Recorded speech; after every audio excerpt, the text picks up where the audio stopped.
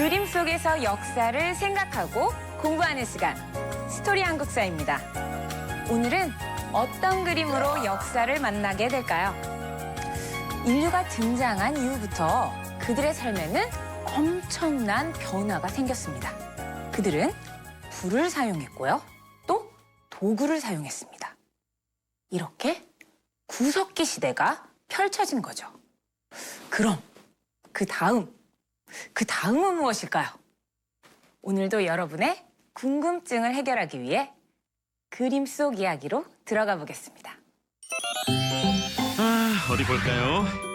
끝이 뾰족한 그릇 같은 것도 있고 집인가? 아닌가? 궁금하네요. 네, 이 그림들 속에는 어떤 이야기가 또 펼쳐질까요? 보미 선생님! 뗀석기를 사용하면서 구석기 시대를 살게 된 인류는 추운 빙하기를 맞이하게 됩니다. 차가운 바람만 가득했고 세상의 모든 것은 다 얼어붙었죠. 자, 인류에게 이렇게 혹독했던 빙하기가 세월이 흘러서 끝이 나고 이제 따뜻한 날씨만 이어지게 됩니다. 이렇게 혹독했던 빙하기가 끝나면서 이 빙하기의 끝과 인류의 시작을 알리는 이 시기는 지금으로부터 바로 1만 년 전의 이야기입니다.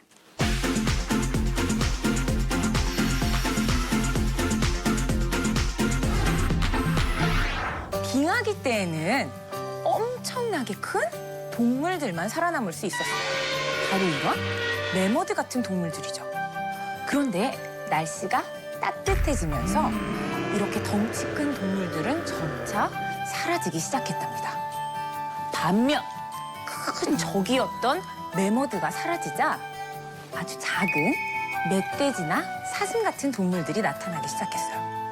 그런데 여러분도 알다시피 이런 작은 동물들은 너무나 빠르고 잽싸서 사냥하기가 쉽지 않았습니다.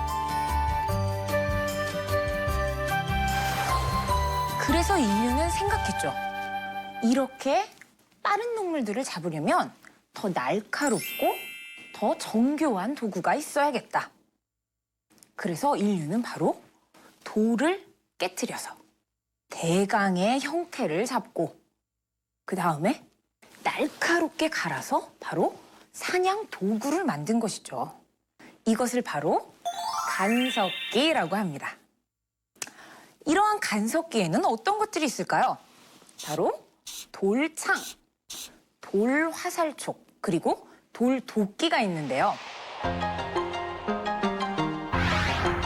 자, 이러한 간석기의 사용으로 바로 인류는 구석기 시대에서 이렇게 신석기 시대로 쭉 나아가게 됩니다.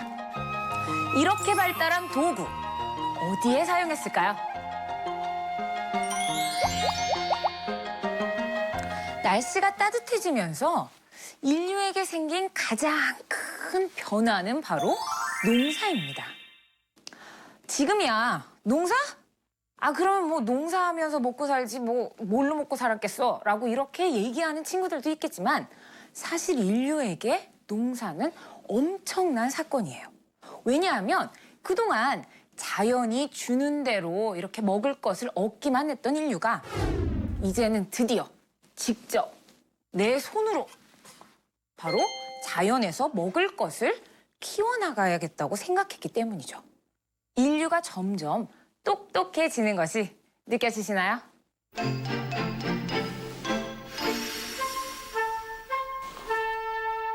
바로 이 농사에도 인류는 무엇을 사용했게요?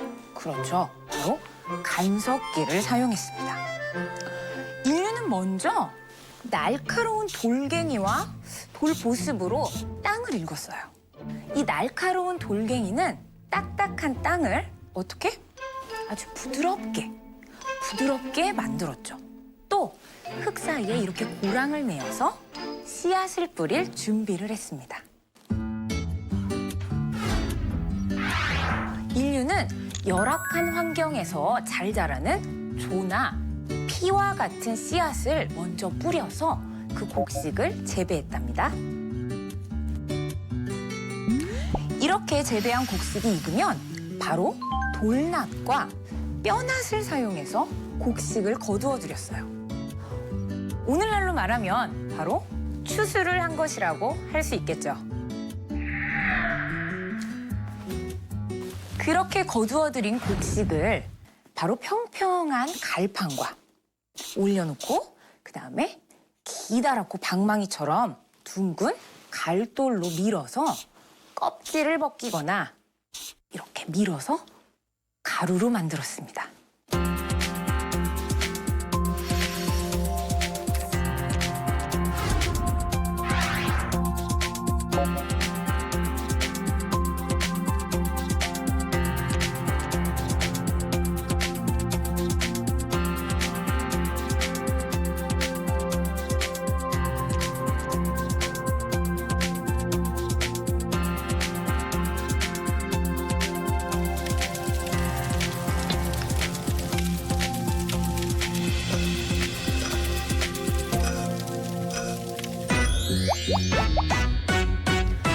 이렇게 모든 음식 준비를 마치고 이제는 바로 요리만 하면 되는데요. 신석기 시대 사람들은 바로 토기에 음식을 조리했습니다. 토기? 토기 뭔가 낯선데 토끼는 알아도 우리 토기라는 단어는 처음 들어보죠. 자, 그렇다면 이 토기는 무엇일까요?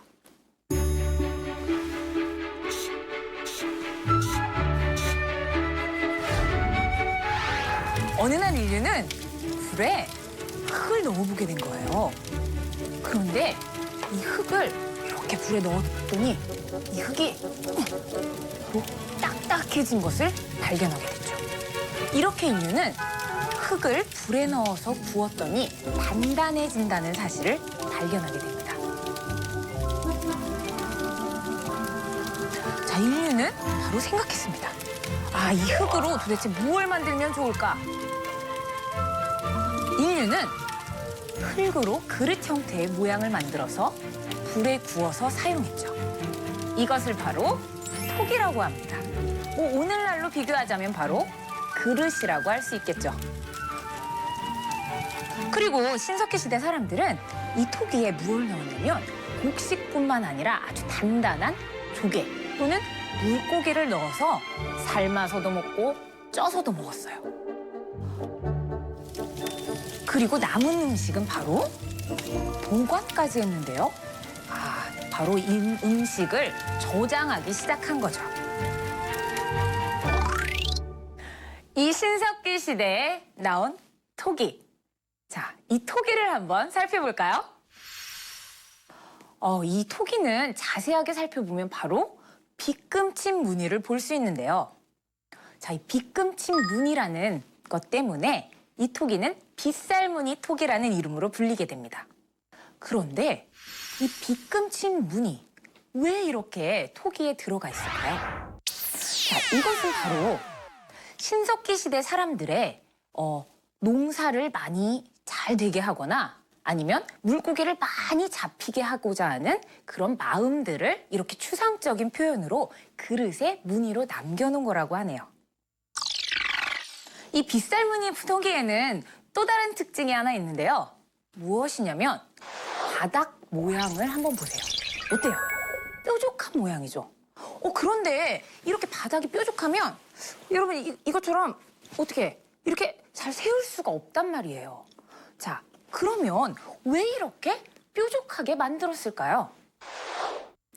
그건 바로 신석기 시대 사람들이 정착한 장소랑 관련이 있습니다. 자, 신석기 시대 사람들은 강가나 바닷가 근처에서 살았는데요.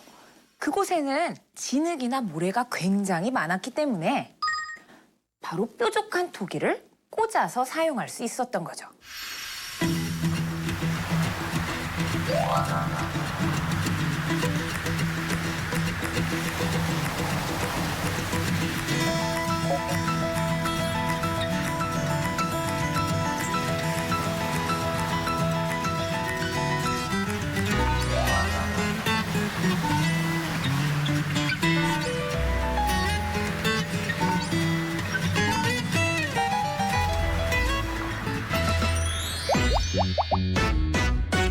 농사를 지으면서 엄청난 변화는 인류의 삶을 완전히 바꾸어 놓았습니다.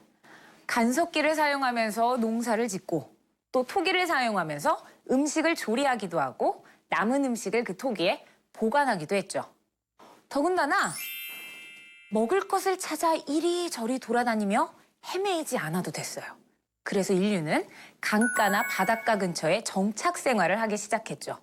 자, 이렇게 정착 생활을 하게 되면서 필요한 것은 뭘까요? 신석기 시대 사람들이 살았던 그 집은 바로 움집입니다.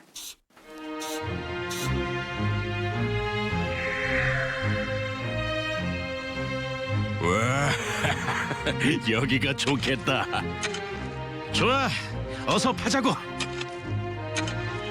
움집을 만드는 방법을 알아볼까요? 먼저 땅을 둥근 모양이나 네모 모양으로 60에서 70cm 정도 땅을 파서 고르게 다졌습니다. 가만. 근데 땅은 왜 파는 거야? 땅 속이 땅 위보다 겨울에 훨씬 따뜻하다고. 여름엔 더 시원하고. 그래? 그런 다음 기둥을 세우고 갈래나 지풀, 동물의 가죽 등으로 덮었죠. 움집의 특성 중 하나는 가운데에 불을 피울 수 있는 화덕을 만들었다는 겁니다. 역시 화덕이 있으니까 따뜻하고 좋네. 그뿐이야? 밤에도 불을 피우니까 밝아서 좋고 음식도 익혀 먹을 수 있잖아. 그러고 보니 배고프다. 이렇게 움집에는 4명에서 5명 정도의 사람들이 살았다고 해요.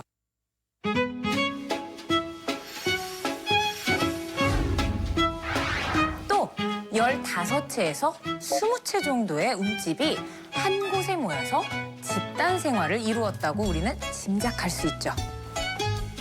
바로 제주도와 서울에 우리가 이러한 움집터를 발견할 수 있는데요. 제주도의 한경 고산리와 서울의 강동 암사동에서 우리는 신석기 시대의 이 움집터를 발견할 수 있습니다.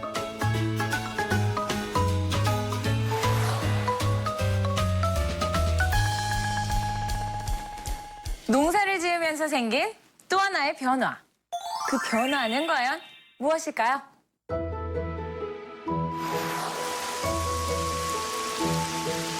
으아! 비가 너무 많이 내려서 곡식이 다 쓰러져 버렸어. 그럼 이제 우리 뭐 먹어? 우리를 구해줄 수 있는 건 오직 해뿐이야. 해님, 당신의 놀라운 힘을 보여주세요. 야호! 역시 해님이야. 해님, 고맙습니다. 그런데 지난번에 보니까 해가 너무 오래 떠도 곡식이 잘 안 자라더라고. 맞아. 이걸 해결해 줄 수 있는 건 오직 달뿐이야. 해님, 달님, 번개님, 저희를 도와주세요. 얘들아, 큰일이구나. 제사장님, 무슨 일이세요? 너희들의 할아버지가 돌아가셨단다. 뭐라고요?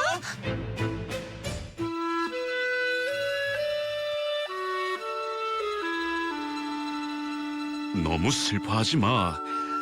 할아버지는 돌아가셨지만 영혼은 없어지지 않으니까. 맞아. 제사장님이 우리와 할아버지의 영혼을 연결해 주실 거야. 하늘이시여, 우리 부족의 수호신인 호랑이님이시여, 우리를 지켜주소서.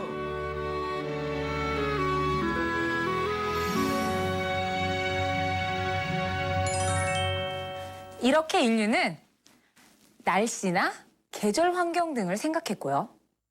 주변에 있는 큰 나무 또는 하늘에 있는 해와 달 또는 산과 강 등에 아주 신비한 힘이 있다고 믿고 숭배하기 시작했어요. 또 호랑이나 사슴, 곰과 같은 동물들을 아주 신성하게 여겨서 우리 부족을 보호해주는 수호신이나 시조로 생각했죠. 그리고 인간은 죽어도 영혼은 죽지 않는다고 생각해서 영혼과 죽은 조상을 숭배하기도 했답니다. 자, 그런데 여기서 인간과 그다음에 영혼 또는 인간과 하늘을 연결해주는 사람을 제사장이라고 믿고 제사를 지내면서 공동체 생활을 이루었어요. 때문에 제사장이 바로 공동체를 이끌어가는 존재가 되었던 거죠.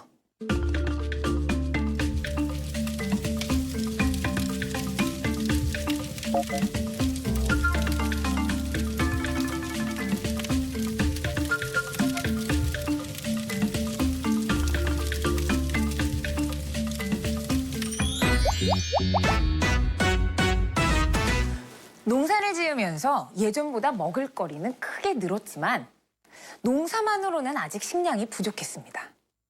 그리고 곡식만 먹어서는 힘이 나지 않았던 거죠. 그래서 인류는 꾸준히 사냥을 했어요. 그런데 바로 어느 날입니다.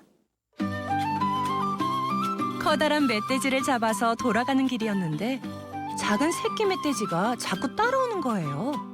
사냥한 멧돼지가 어미였던 거죠.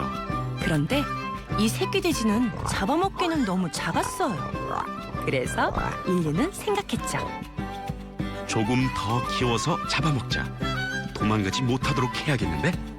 그래서 사람들은 우리를 만들고 동물을 도망가지 못하도록 가둬 키우기 시작했습니다. 이것이 목축의 시작입니다. 지금과 크게 다르지 않죠?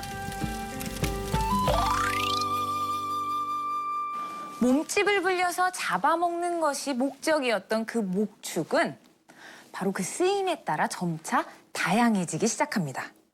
우선 고기는 이렇게 뜯어서 먹고 동물의 가죽으로는 바로 이런 옷을 만들어 입었습니다. 자, 옷을 지을 때는 가락바퀴를 사용했는데요. 이 가락바퀴는 바로 실을 뽑는 도구였어요.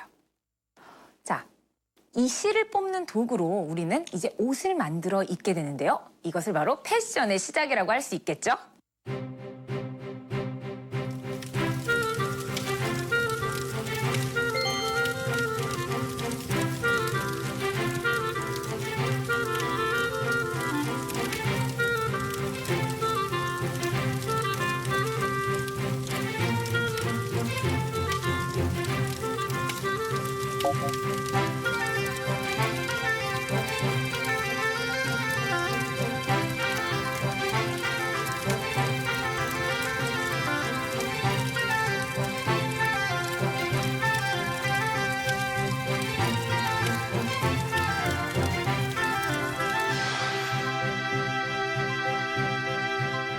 날씨가 따뜻해지면서 작은 동물들이 나타나기 시작했습니다.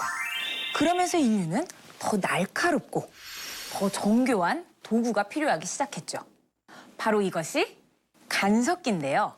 자, 인류는 간섭기를 사용하면서 사냥도 더 잘하고 그다음에 농사도 짓게 되었습니다.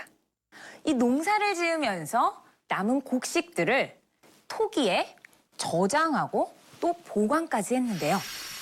자, 뭐니 해도 이 신석기 시대 사람들한테 가장 중요했던 변화는 무엇일까요?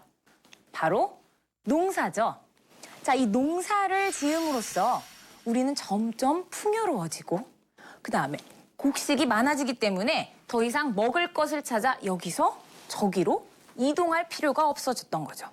자, 그렇다면 인류가 이렇게 정착을 하게 되려면 필요한 것은 무엇이죠? 바로 집이죠. 자, 신석기 시대의 사람들을 정착하게 했던 그 집은 바로 움집인데요. 자, 이 움집 안에서 한 가족이 생활하던 모습, 여러분 그려지시나요?